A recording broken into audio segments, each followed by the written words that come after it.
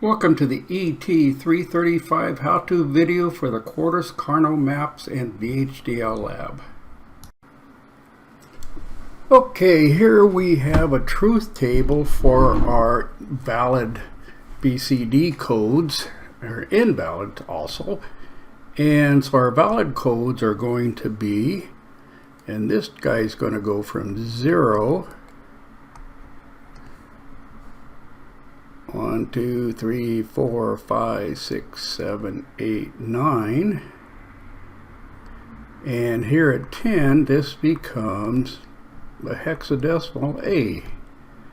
And this guy becomes an F. And this guy is going to be a decimal 15. You could fill out the things here. So, and what we're going to do is, let's go ahead and do, so the 10 valid codes are 0. So we're going to have zeros back up in here. And here I'm going to have 1s on the way down. Okay. So we're going to plot, let's just try 10, because we want 1s in our Carno map. So we have 1, 0, 1, 0 for 10, and we'll go ahead and we'll map that into our Carno map. Okay, this is an SOP, some of the products Carno map, and I've given you more information than usually. So let's go ahead and map 10. So we're going to have AB, which was removed some way. So these guys are AB, so we want 10, which is going to be 1, 0, and 1, 0. So we're going to put a 1 over here. So we're going to have a 1, 0, 1, 0, and it's going to map to here. And you need to do the rest of the invalid codes, and we're going to get a light and a 1 whenever we have an invalid code, which would be from 10 to 15 or A to F. Okay, here's an example Carno map, and we've reduced it since these two are adjacent. We're going to have that. The B has dropped out because they're contradictory, and this guy is adjacent. And our C has dropped out because C bar and C are contradictory. And here's our final equation. And I'm going to take that and I'm going to show you how to program that into Quartus. Actually, I'm just going to show you the output and how to change the equation. Here we are at Quartus again, and let's go ahead and start a new project and grab a file, change it, and let's go ahead and do our test KMap. Okay, next. So I'm going to add another file here. I'm going to call it project 1. Keep in mind that our school computers may not allow you to write to there, but let's go ahead and try it anyway. And we're going to call this guy, what, KMap EX1. And we'll make that a P instead of an O. Good. Do I want to create it? Yes. And let's find a file on our desktop and we'll fix it.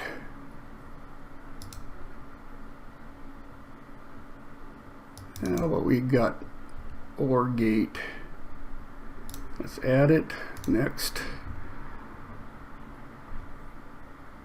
And it should have chosen a device, but it didn't.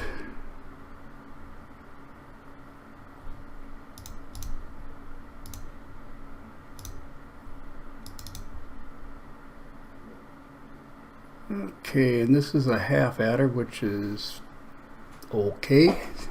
Not the one I thought. It's already been modified. And let's go back to assignments and make sure that we Yeah, let's go ahead and make an assignment some way or another. I passed that. And we're going to do 20 FC7. Like I've said before, we're going to do a simulation, so it may not need that.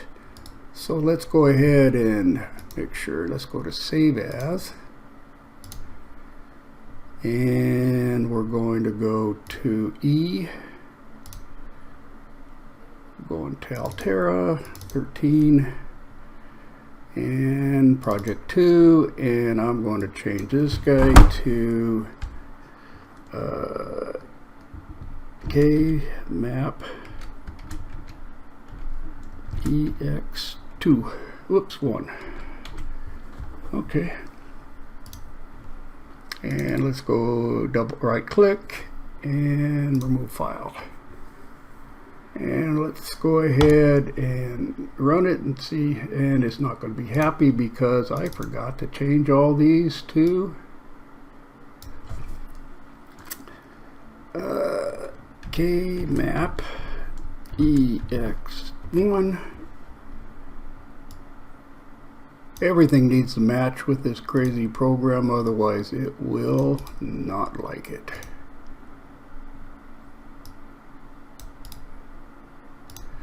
Okay, and we're going to call the outputs LED, and we're going to use A, B, C, and D as inputs.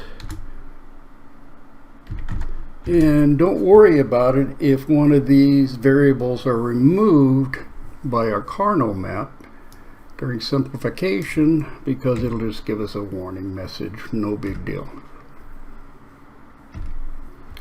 And we're going to do LED.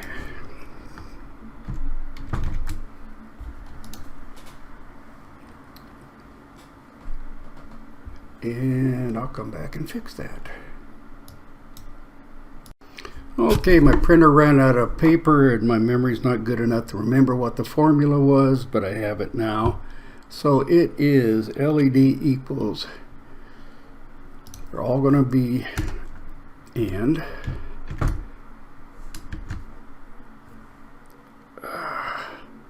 D.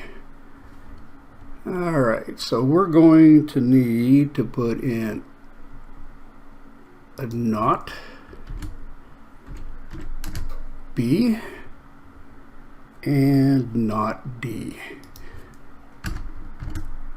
It also accepts NAND, but that's a different issue.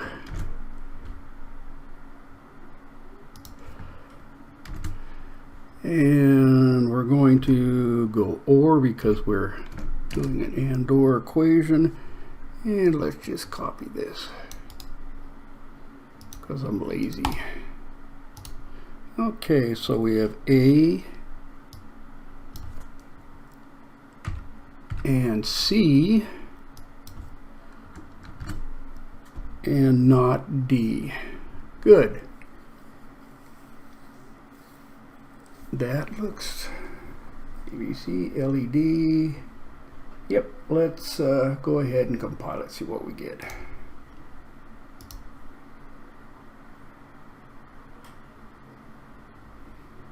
I'm seeing blues and greens, that's a good sign. Okay. Okay, we compiled successfully, so let's go ahead and do a waveform. So we're going to, new, University, Edit, Insert, Nodes, Node Finder, and let's go ahead and do that. Okay, and let's do a list. That looks good, double arrow, okay, okay, and we have A, B through D, and we have our LED output. So let's go ahead, and first thing we'll do is a clock. Let's go ahead and leave it 10. Next clock, let's make it 20. Next clock, we're going to make it a 40. So this is going to get us our binary count so that we get all 4 of our variables there. counted. So this guy's going to be 80. Okay. And let's go to simulation options. Let's use the Quartus simulator and make sure that's the simplest one that is in there. And being this is not that important, it's okay to use it. So let's go ahead and save it. And I have green, and that looks good, and it was fast. Alright, so there's our output. So let me go ahead and spread it out. And if I do one more, I'll lose it. So that's it.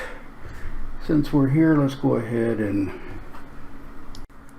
here's a close-up view of our waveform, and we're going to check and see if our output is correct. So wherever we have a 1, that's where we should have an output, and there should be 3 of them because we have 3 different variables that are going to come out of this. Okay, so the first one is going to be